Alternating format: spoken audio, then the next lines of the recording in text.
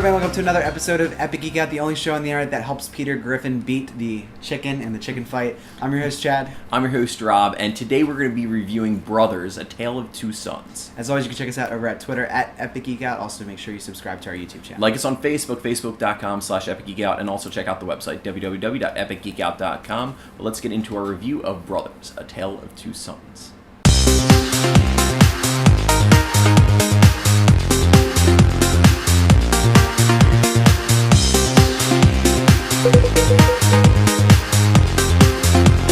So we promised some games, and we're back with an Xbox arcade game. I mean, it's kind of like a weird time for games because not only is this not really the season for games, but also with the next-gen consoles coming out, a lot of the games... Well, there are some big ones coming out there are soon, some. but like, I mean, we got Grand Theft Auto. Saints Row.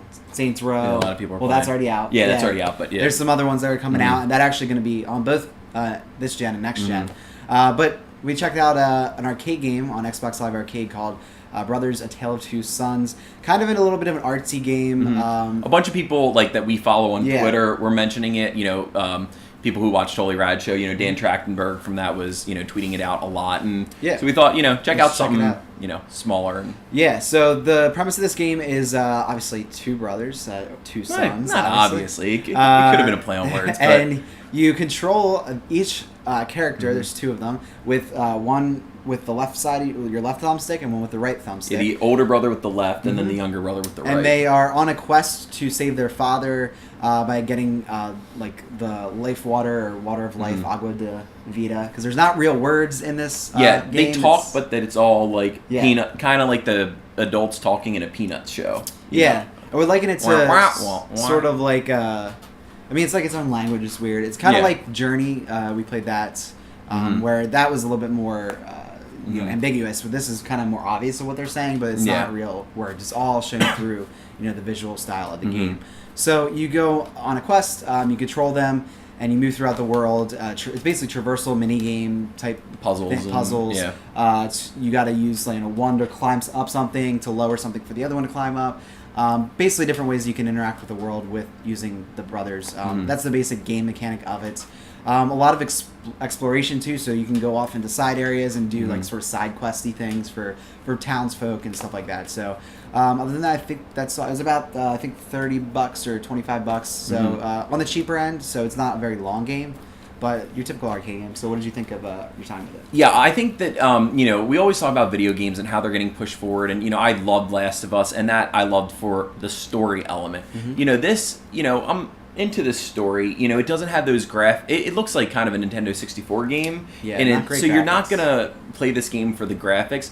But what this game does, and, there's probably maybe a game that did it before that I just haven't played, but it's new to me, is just the way that you're controlling this game. There hasn't been a big fight scene. I had to fight a troll, and you had to trick him into hitting the wall. It was obvious, but the way you had to use each of the different characters in their own unique way was it's just really interesting, and it's a unique thing to see, especially as games are getting more advanced and more lifelike. It's kind of neat just to see this, and it was very arcadey, and it was just very interesting, and I appreciate it, and I would recommend it solely on that. It definitely takes a little getting used to. You're holding down the triggers a lot, which got to be a little annoying just because my hand would sweat and I'd slip off by accident, and then someone would drop to their death. But besides that, it's just very inventive. The older brother, he's stronger, so he can lift things more, or help the younger guy go up to a next level so he could drop a rope or a ladder or something like that. And then the younger brother can fit through things more because he's smaller and more agile and things like that. So very creative. I think it was appealing the way they communicated. It didn't want me to, I think I would have rather actually had voices maybe, but it wasn't a big detractor from the game. So, I would definitely recommend this, especially if you've it's not like Journey, but if you like that kind of experience, like Journey, like Flower, and it's, and it was also a game when I was playing, two people were watching and kind of, why don't you do that? Oh, try this with the thing. It's kind of a game that you can play multiplayer without actually playing multiplayer. Yeah. And, someone who's watching is I never watch games, but I've been enjoying watching this. So, I think I describe it as pleasant. It's a very pleasant game, which is, I think, good enough to try. And it's a good respite from, the in-your-face all the time kind of stuff. And that kind of... Yeah, I agree. I think it's the inventiveness of it is appealing enough to make it worth a play. I mean, I had a little bit more problems with the controlling of the characters because once they get crossed on the screen, it messes with your head. You always have. I always kept the one on the left, the other one on the right, and try to just do it the same. Yeah, and a lot of times where I feel like what the game was going for was to work together with the brothers and like be able to, which is a cool way. It's super hard to pull off, but I found it was easier often to just control one and make them do something and then control the other. I mean, that was a lot easier to kind of make happen than trying to make them both go in separate ways, but like keep them separate, and it was just a little confusing and difficult. But I think definitely worth it. I think where iOS, I feel, and Android, the beauty of those types of games are that they're not only just quick, but also they can do really cool things that you can't do on a console. I think games like this, or Journey or Flower, any of those types of experimental experience games are cool because they kind of bring something new to the console. I mean, we have first-person shooters like done 1,000 times. It's crazy. But I like every once in a while it's kind of taking a break and playing something like this where it's, this, even though it's not a heavy dialogue game, it still is about the story to a degree. It gives you kind of purpose it definitely wants you to be on it. Feel for the characters. I mean, it's not like Last of Us where it's like crazy, like a movie story. Yeah. This is just like, a pure like... I think you're supposed to experience it with them, and it's almost like a journey with them. Yeah. So yeah, I think definitely worth it's a like play. A Tale of Two Sons, really. It's a tale. It has a very like Nintendo feel for the graphics, which is probably my other gripe. But it's an arcade game, so it's cheaper and it's not necessarily about the graphics. You know what I mean? So absolutely, and I think they fit in a sense to the game as well. Definitely. I don't know if this would work with the wah, wah, wah, like that talking. That's true. If it looked like Last of Us, it would be like, well, why aren't you doing normal you can't? stuff. Yeah, so I think it fit kind of in the aesthetic that they were going for. But. Yeah, and as I kind of did a little bit knock the controls, I think that's just again me kind of being ignorant to the fact that I've gotten so used to playing first-person shooters and games like that where they're easy and they come natural. Like when games like this are a little bit challenging, it's easy to get frustrated. But I think that also is a good thing. Absolutely. So don't take that all as a negative. I think it's definitely worth the play if you want to try something a little bit differently. Want a little bit of a challenge? I think it was challenging. I think the only thing was that sometimes some of the things didn't work like they should have, and that's maybe where I came up with some difficulties with it. I launched a lot of sheep off of a bridge. Got very confused. So check out Brothers. It's on the Xbox Live Arcade right now. It's a lot of fun.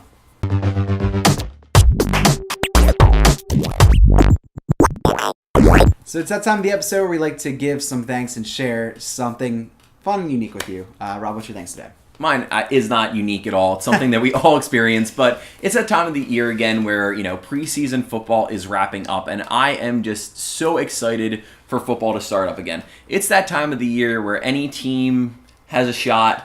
After the first 3 weeks, you kind of know where you're going. And I'm just so excited just to catch the football games on TV again. Baseball, I'm a Phillies fan, so this year hasn't been the best year, at all. And I'm just looking for the new outlet for sports and, a 16-game schedule, which is probably what the Eagles will have this year because they're not going to make the playoffs, is, manageable and catching the games. It's always fun to build a weekend around it and, go out to the bar with friends and stuff like that. So I'm looking forward to the upcoming football year.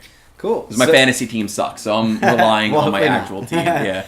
So I'm going to give a sort of thanks, but potentially not thanks. It remains to be seen. So some news came out last week about Ben Affleck being the new Batman. Kind of crazy. I just want to see what you thought about it. I think I don't know. I don't know. I think that, and I don't want to trash him because I actually do. I do like Ben Affleck as a director. As an actor. And director. And director for sure. Great director. But, I didn't mind Daredevil when I saw it. But Batman is so iconic, and we're not going to know until it happens. I remember when Heath Ledger was casted as the Joker, we almost had a heart attack, and I'm talking for every person out there who heard. Everyone seemed to have that reaction. But if they're going off of the Frank Miller book, I wanted an older, more grizzled, weather, someone who was weathered, and he just doesn't fit that version of him. Whereas I think he could be a good like Bruce Wayne and Batman, you know, in like even like if like in the old Batman movies and things like that. Yeah. But he doesn't have that grizzled and like also like a bigger dude, like a stockier dude is that. And I know that they said they're not going off of it exactly, but like I don't know, that's more what I was thinking. So I'm going to temper my expectations, you know. I think this is going to take us leading into a Justice League movie because, you know, he was in talks to direct it before, and I think that that's kind of where that's going to end up because Warner Brothers Warner Brothers and Clint Eastwood have had a relationship forever, and, you know, Clint Eastwood's winding down. You know, I think he's going to direct a couple more movies, but, you know, he's trying to wind down his career. That I think they're looking for Ben Affleck to be the next person to jump into that thing. And that studio backs people a lot, so I really think it's going to lead into him directing the Justice League movie, which, again, DC which would be awesome. Needs to get their stuff together because Marvel is, at least movie-wise, you know, wiping the floor with them. I just have a problem. I think I'm so worried, but I want to love it because I do love him, like you're saying. I'm worried about just the movie in general because Man of Steel was not I just think with crazy like good. Batman in general, even taking out the Dark Knight Returns version of it, is just a dark character overall. And like the darkest character I think that Ben Affleck's played, maybe like The Town, that might have been maybe the darkest. Boiler Room kind of, yeah, like that. But still, that character, still not as dark as what Batman is. And he's just such a pretty face like guy. You know? Yeah, it's like, and that's what he comes across as. I think that's like more. They're gonna try to give him a beard, I'm sure, and it's gonna like not even fit. And I don't know. I'm worried to say the least, but just based off past stuff, but not anything against Ben Affleck, but pretty crazy stuff that came out this week. Whereas the other casting, I think Bradley Cooper, he was offered the role of Rocket Raccoon. He hasn't, signed on to do that yet, but I think he would fit perfectly for that. Oh, I think it would be great. Ray Winston. But I think he's more like it's the snarkiness. I think if he could just do the character from Hangover for Rocket Raccoon, I think like that voice would be fine. And I think his voice just isn't like grizzled enough. Yeah. That's what I think. Anyway, some cool stuff for superhero movies. So we're excited about it. 2015. Yeah, gonna be a crazy year. So make sure you check back for next week for some more episodes. We appreciate you watching this week as always. Make sure you leave some comments below. Let us know what things we should check out. If there's any games, that would be great because we're looking to get into some more gaming reviews coming up. So thanks for watching again, and we'll see you next time.